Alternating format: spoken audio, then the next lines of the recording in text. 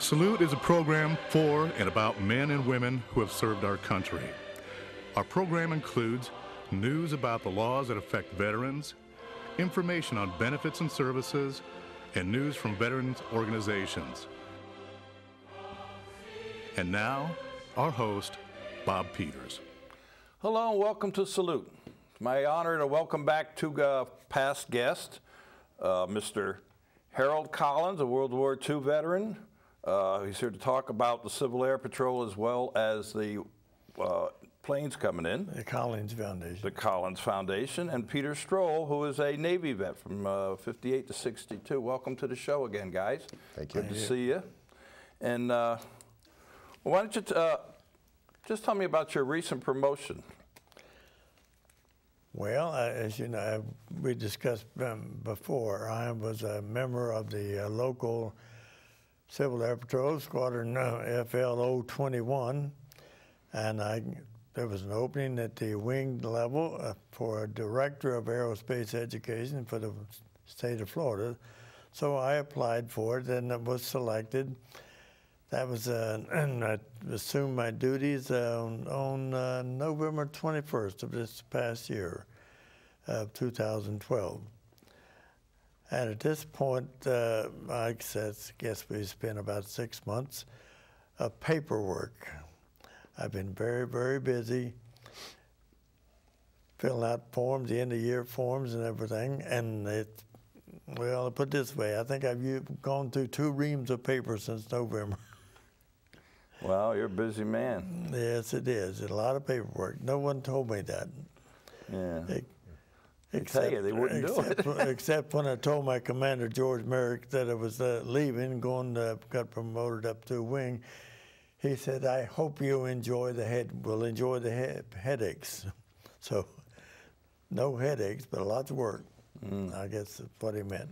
Well, congratulations on that. Thank you. And Peter, you are the Deputy Commander? For cadets. For cadets here in Leesburg. Yes. And how long have you been involved? I've been involved. I joined Civil Air Patrol back in June of 2001, just before the 9/11 debacle. But I've been Deputy Commander for cadets for about the last 9 years. And how many young people do you have? We've got 17 cadets on the roster as of today. And we're going to get to meet some of them in a little while. But maybe you want to give me a little history on how you got started? Civil Air Patrol was started back on December 1st, 1941, a week before Pearl Harbor. And the governor of, the mayor of New York City was instrumental in starting the Civil Air Patrol. Mm-hmm. And you've grown quite a bit over the years. It has. But before we get too much into the Civil Air Patrol, Harold, I want you to tell me about the Collins Foundation and what's happening March 1st, 2nd, and 3rd, right? Yes, March 1st, 2nd, 3rd, the World War II bombers once again will be visiting Leesburg. We'll be bringing in the B-24 Liberator bomber, the B-17 Flying Fortress, and a P-51. Now the P-51 I think will be the highlight of the show. The P-51 is an escort fighter, which still today is one of the fastest fighters ever was, and particularly the one that was in World War II. And it was known to the bomber crews as our little friend because that was a protector to ward off the enemy fighters to attack. And we're looking for a good turnout here in Leesburg once again. Always enjoy coming to Leesburg, but the foundation is an educational foundation founded by Bob Collins. The headquarters at the present time is in Stowe, Massachusetts, and we have another one in Houston, Texas, which we call a southern branch of it. And these are both museums honoring World War II. We have lots of static airplanes, and we do have we just acquired a Russian Me-262. Now the Russian Me-262 was a fighter that Russia came up with in the latter part of World War II, and it would have been probably one of the, well, it was the introduction of the jet fighters back in those days.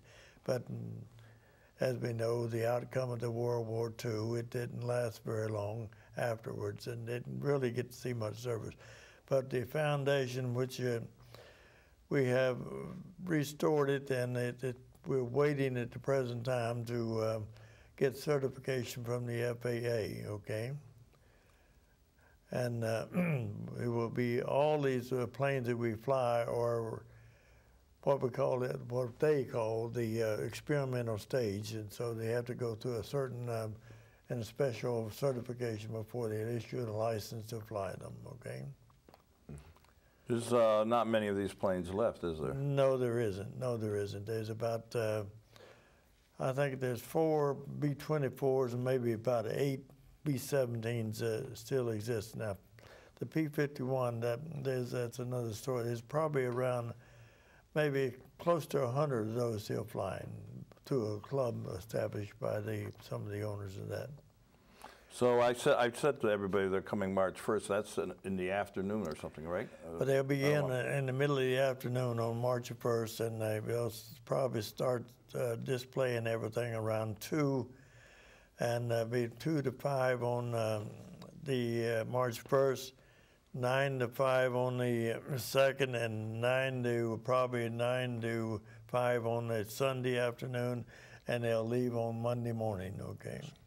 Yes. Yeah, I've been there. I've seen them. They're quite an awesome sight. It's quite a piece of history that everybody should come down and check it out if you've never seen these before. Even if you have seen them before, you know, they're wonderful.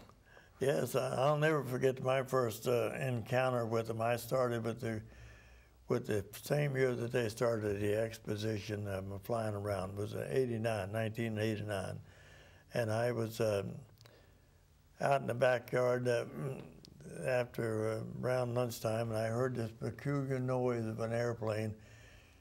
And I looked up, and I said, you know, it just hit me. I know that noise. I looked up, and there was a B-24. I couldn't believe it.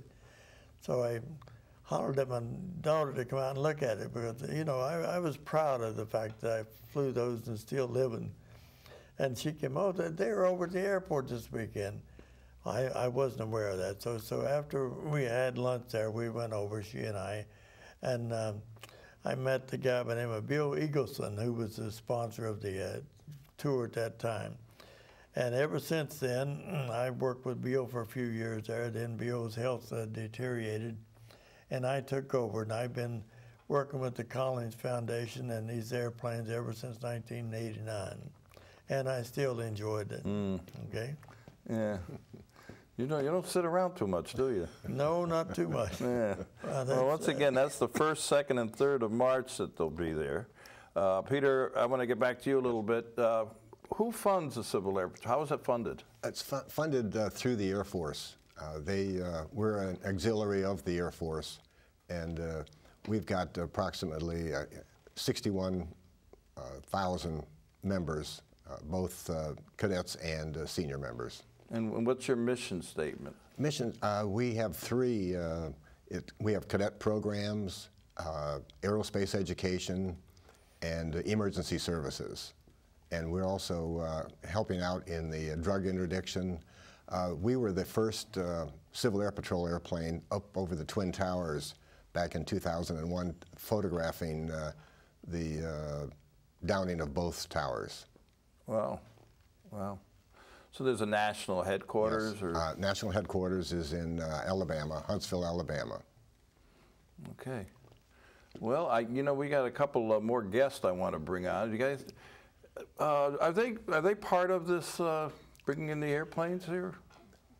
They will be. They will be, yes. In fact, they'll use that as an activity for the cadets. So we'll use those in directing parking there. They'll direct the parking and assist in. We'll have a golf cart there to assist any handicapped people. We'll pick them up right to the automobile, transport them into the aircraft, and let them look around. And then we'll bring them back. When they get ready, they signal us, and we bring them back and put them in the car. and they're really grateful for the service that the cadets supply at this function. Well, I think that's great. And they get to meet a lot of the World War II vets that are going to be there too. Yes, they will, and this is an activity for the cadets. They earn points toward their, once they achieve 60 hours of community service like that, they will be awarded a ribbon for community service for that. Well, I want to thank you both for coming on the show. Yes. And we do have some cadets, so we're going to take a little break now, and we're going to find out from the cadets what it's all about. Thank you, gentlemen. Thank you. Thank you. I'd like to welcome to the show now our other guest from the Civil Air Patrol. We have Anna Stewart, who's a Chief Master Sergeant. Welcome to the show. Thank you, sir. How long have you been involved? I've been in for 4 years. 4 years, and Yes, you have sir. a couple guest Yes, fellow sir. cadets. This is Technical Sergeant Stephen Conway, and this is Welcome, Senior Steve. Master Sergeant Alex Swanson. Well, welcome to the show. Thank you, sir. Now, you go to different schools, right? You said what school you go to? I'm homeschooled, sir, but I go to Wekiva High School for junior ROTC. And I go to Tavares High School. to various. I go to Mount Dora Christian Home and Bible, sir. Okay, well, let's call me Bob. Bob. Okay? I know your boss out there is going to say you should call me sir, but I just call me Bob.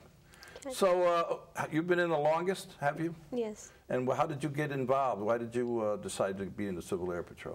Actually, I was looking into going into the Army. I wanted to be a pilot. I was looking into being a fighter pilot. And they came to Tavares Middle School, which I thought was really neat. They did a big presentation, told us we get to fly. And I was like, I can step my foot in a plane before I'm 18. So that was kind of an immediate, join. I went to a meeting that Tuesday night, and I was hooked. Yeah. I came in, and it felt like we were all professional at the age of 14, which, how often do you see that? Yeah. So, And you? I joined last January, so I've been in just a year. And it has been the greatest experience of my life. I've enjoyed most of every moment of it. Yeah. It's definitely a lot of work, but working hard is good. It makes you prepared for normal life. Do you have any aspirations of joining the military? Or Yes, sir. I would like to go into the Air Force. My hope is to go to the Academy, Air Force Academy. So that's I'm an my Air Force vet, so. And you, Stephen? I joined by looking up on Google. I was searching around, trying to join the Air Force, trying to see what programs they had. And I found Civil Air Patrol, and I emailed the squadron commander at the time, which is Major George Merkich, and he invited me to come out, dress appropriate. So I dressed up in a white collared shirt and some dress slacks and went out. Came out on BDU night, which is our battle dress. We dress in camouflage with some black combat boots. And I was immediately hooked. I said, you know what, this is military life for the most part, so might as well get used to it. Joined up and loved it ever since. And you do a lot of on the computer research, you were telling me before, right? Yes, sir. So if somebody wanted to learn more about the Civil Air Patrol, what would the website, or how would they go there? We usually do e-services once you join. They'll have all your testing and everything. To really find a squadron near you, we suggest you go to CAP members. It's just the first few letters of Civil Air Patrol, so capmembers.com. You scroll down, we'll have a big website and everything. And in the left-hand column, it's approximately towards the bottom of the page, says, how can I join? And then you go in, fill out Florida, state, your zip code, and it'll find squadrons that are near you or local, and give you approximately an estimate of how far you're going to travel, who's leading it, and everything. So that's how I found out. I'm glad you mentioned that, because we are seen on Lakefront TV. We're also seen on the World Wide Web. So you guys are being watched all over the world. No panic now. So you being in the longest, tell me some of the things you've done in Actually, I don't know if they mentioned earlier, we did a fly-in a while back at Leesburg Airport, Have you heard of Chuck Brainerd at Brainerd Helicopters? No, I could say no. Actually, I haven't. The only civilian-owned Blackhawks in the U.S. Oh, really? They do, well, Firehawks, sorry. But he's currently paying for my pilot's license. And if it wasn't for CAP, I never would have met him. So therefore, I wouldn't be getting my civilian pilot license at 18 years old. Wow. You're going to get your license already? Yes, sir. That's one of the really cool things that I'm getting to do because of CAP. We do biannual encampments. We have a summer and a winter. We actually, the three of us just went to winter encampment at Tyndall Air Force Base, which is up in the Panhandle. It was from December 29th through the 3rd of January, and 4th, of January. So we do that. We do GLAs. There's a GLEs? GLA, Group Leadership Academy. Oh, okay. Yes, sir. We do by the phonetic alphabet. So, but they are very. It's like a miniature boot camp type thing for the weekend. We wake up bright and early. We go do PT, and then we get to go put on our BDUs and get breakfast. We stand in line at attention, or by the ripples usually, and wait for us to get our food, and then we go and do our classes for the day, do some drill, do more classes. We have a bunch of other events that are like that, and then we have the fun stuff, which would be with the World War II bombers and Sun and Fun, and I forgot exactly where it is. But we do that sometimes. Airfest down at MacDill Air Force Base is a really big one for us.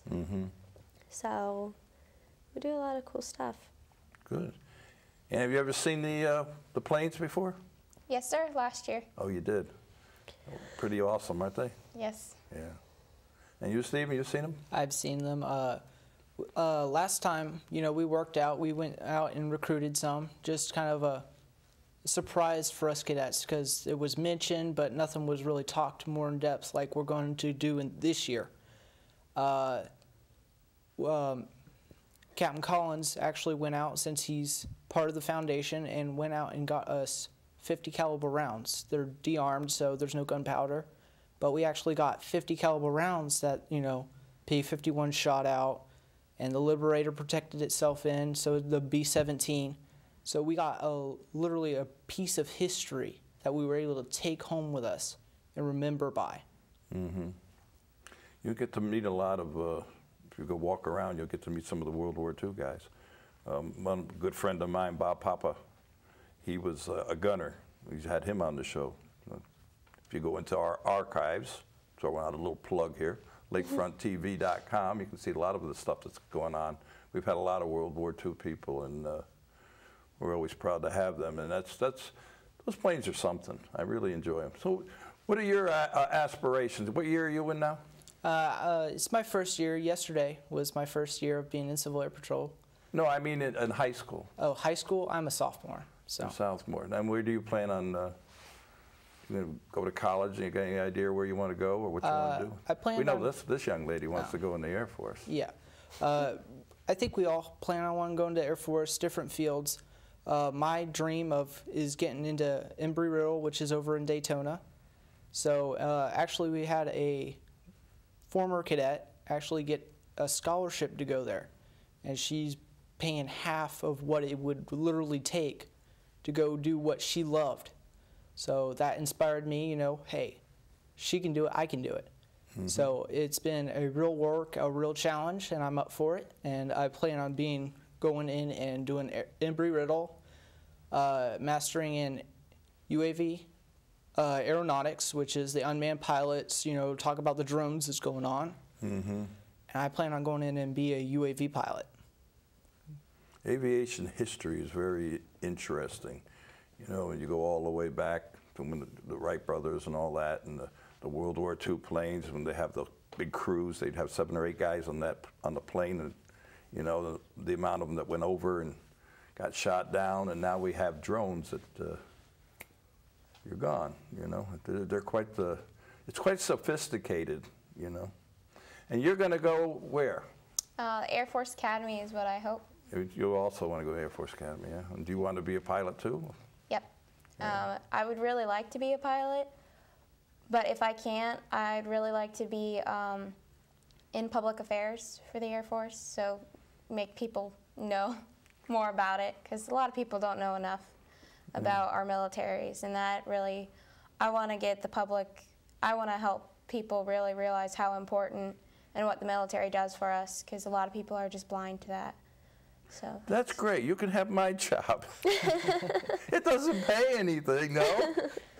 No, but I think that's wonderful. I mean, a lot of young people don't take the time to learn about the sacrifices our men and women have made so that we can all be sitting here like we are. So anybody have, how many hours in fly time do you have? You guys all must have been up in planes by now, right? Yes, sir. We've all flown. We usually do flights, which are orientation flights, so they get hours for that. You start with a simulator or just? They no? put us up in a Cessna, Yeah. so it's really cool. That'd be a big charge, huh? Yeah, we get a co-pilot, so, and you can actually do your O flights until you're 18, and then we can't do them anymore.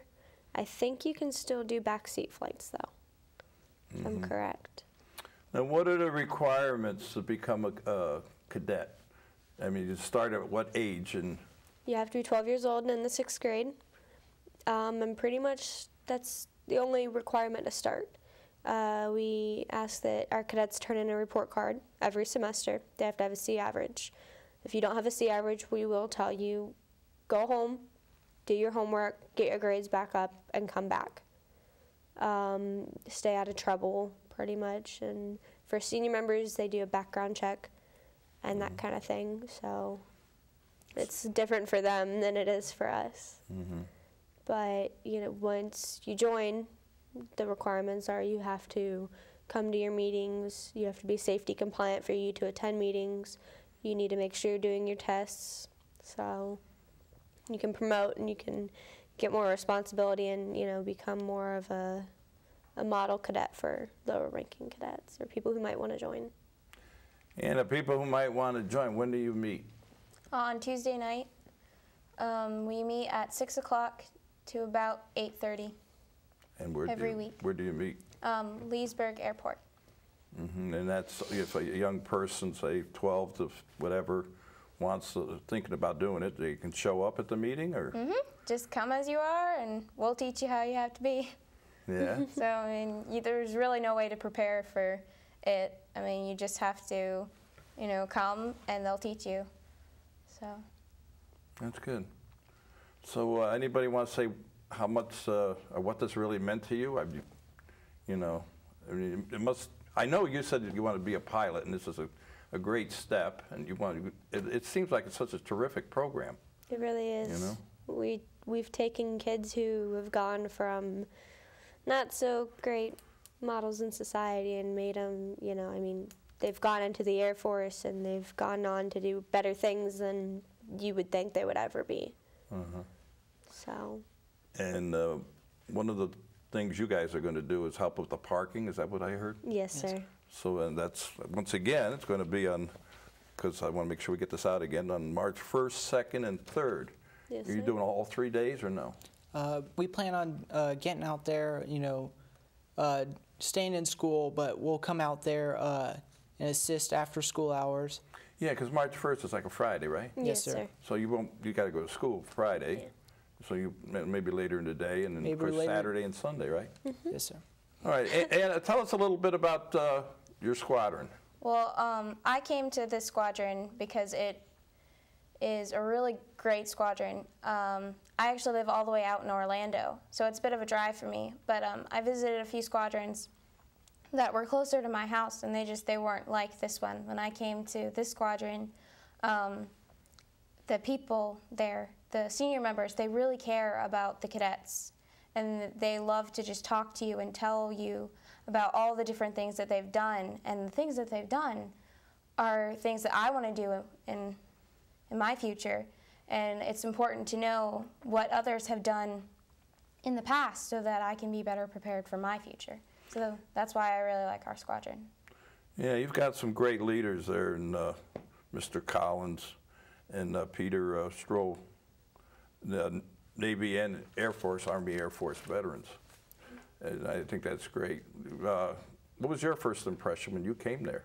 I came in and I expected it to be them to be really hard on us, but they're not. You come in and you know nothing, and they understand that. And instead of trying to be like a boss, we're more like leaders, and we're kind of like a family in a sense.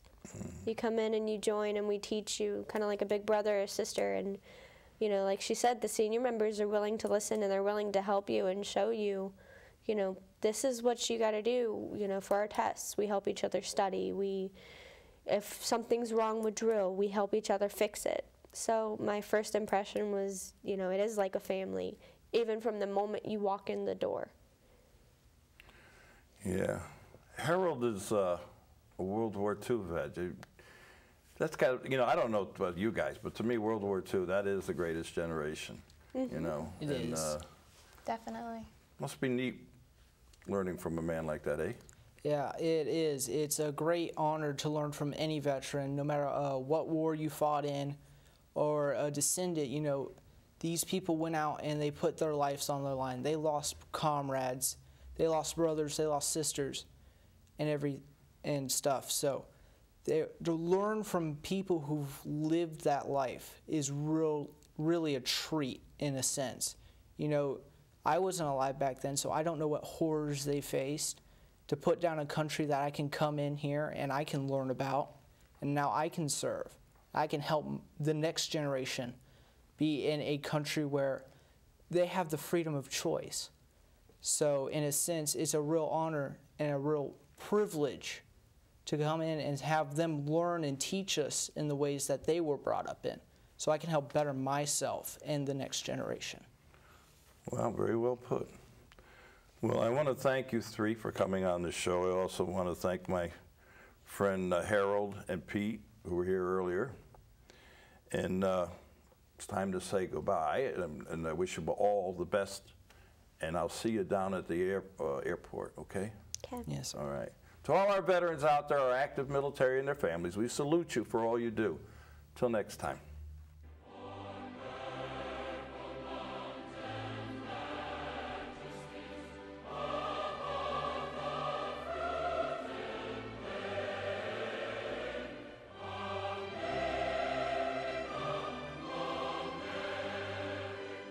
In the 3.5 years that we've done this show, Salute, we've got to meet many people. One of them was my good friend Howard. Howard was on our show in 2010. He was a D-Day paratrooper and was awarded the Bronze Star for his efforts in securing our freedom during World War II. Howard passed February 8th. Howard did not consider himself a hero, and he'd always tell you that. If you knew him better, though, and what he did, you'd know that he was truly a hero, like many of those men and women who went to war. Howard is in our archives, and I would encourage you to go to lakefronttv.com and check out our archives and see my friend Howard. And to my friend Howard, the final salute.